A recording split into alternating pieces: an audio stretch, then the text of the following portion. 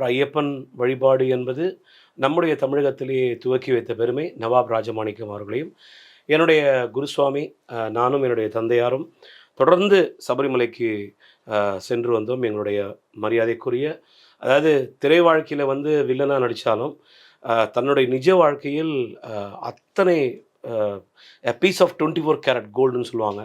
அந்த அளவு பத்தரை மாத்து தங்கமாக ஜொலித்த எங்களது எம்.என். நம்பியார் குருசுவாமி அவர்கள் தான் இந்த ஐயப்பன் வழிபாட்ட வந்து ரொம்ப தீவிரமா துவக்கி வச்சது தமிழ்நாட்ல. அதற்கு பிறகு உங்களுக்கு தெரியும், என்னுடைய தந்தையார் மறைந்த கந்தர்வ கானஜோதி அமரர் வீரமணிசாமி அவர்கள். என்னுடைய அப்பாவும், என்னுடைய பெரியப்பா அவர் இன்னும் உயிரோட இருக்காரு. கவிஞர், இசையமைப்பாளர் சோமு அவர்கள்.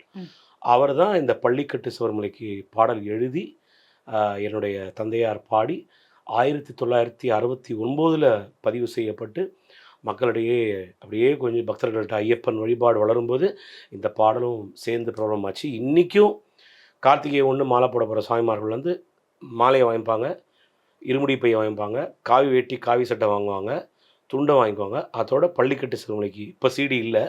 அந்த காலத்தில பார்த்தீங்கன்னா, சிடி கேசெட் ஒவ்வொரு சாமிமார்கள் கையிலயும் அந்த பாடல்கள் இல்லாத வீடே கிடையாது.